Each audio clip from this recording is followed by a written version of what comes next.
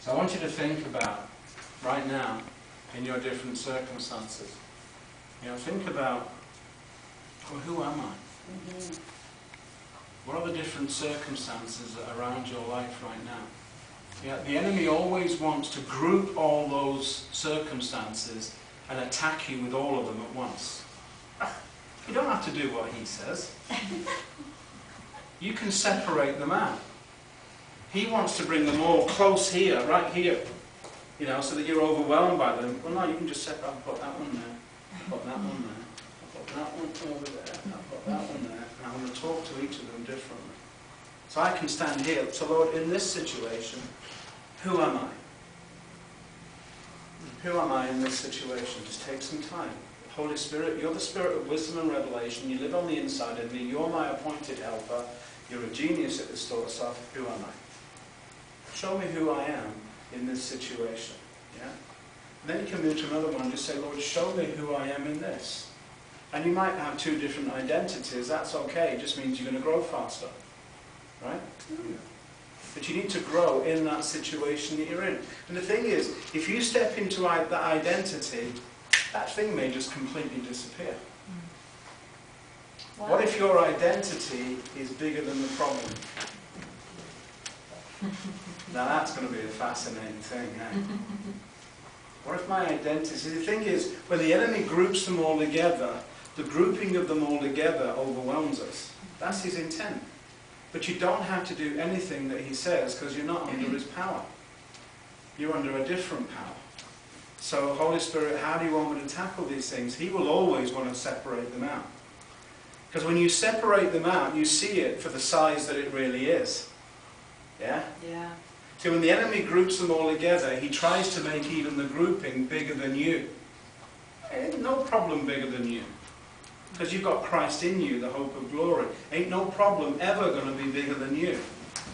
But when you separate them out, they actually then appear, they're all manageable. And then you step into, who am I in this situation, Lord? And whatever he tells you, that's your invitation to become something. So now the situation is not just about the issue being resolved, it's about you getting an upgrade in your identity. And when you step into your identity, you can be with that problem completely differently. And you'll get revelation to know how to deal with it, how to handle it. Yeah? This is the issue. The more you practice doing this, the more you'll get into a place where you do it automatically. Yeah. And you live a life that's intrigued. You'll live a life that's fascinated.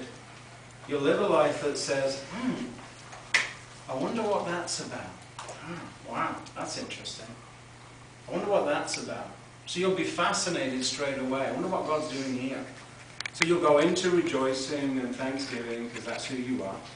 Yeah? Then you'll be asking the question, so who am I in this situation, Lord? Who am I in relation to what I've learned to become? Yeah? And who am I in terms of what you might be unfolding to me because of this problem? In other words, what is the blessing, what's the promise and the provision in this problem? That's all part of it. Every problem comes with a promise. Every problem comes with a provision. And part of that provision is you getting an upgrade in your identity. Who am I, Lord, in this situation? And, with regard to your friends and the people you're traveling with in relationship, when they get into situations, you're asking the question, who am I for them? So I can step alongside a friend and be something. Who am I in this situation? How do I help them? How do I support them? Who am I? What measure of support? What kind of support? Is it prayer? Is it friendship? Is it conversation? Is it something else? Who am I in this set of circumstances? So you start to learn when you're going through life and the people that you collect that God gives you around your life, you realize that your identity covers all the relationships that God gives you. So all the people that you're traveling with, they come under the umbrella of your own spirit. You get to be things for them, they get to be things for you. So you get to allow people into your life based upon who God is for you through them. Wow. Yeah? So that's the nature, that actually is the true nature of church. So good. Yeah? You are covering each other. So you can have a tribe of people, and if they're all living in their right place, the cover over them is pretty solid. You know? It's like a huge shell over them. You know? It's like a big shield. You know? So your relationships then become something that is really akin to the relationships that are in heaven. Last time I checked, nothing in hell was affecting anything in heaven. But the other way around is entirely possible. I want you to think, my assignment over these few days really is to make you think about what is this so great salvation that God has given you. And for you to start to see yourself really how the Lord sees you.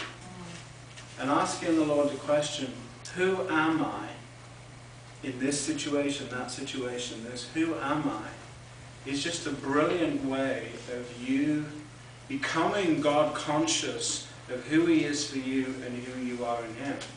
But also it's the best way of aligning and realigning yourself quickly with purpose and intentionality.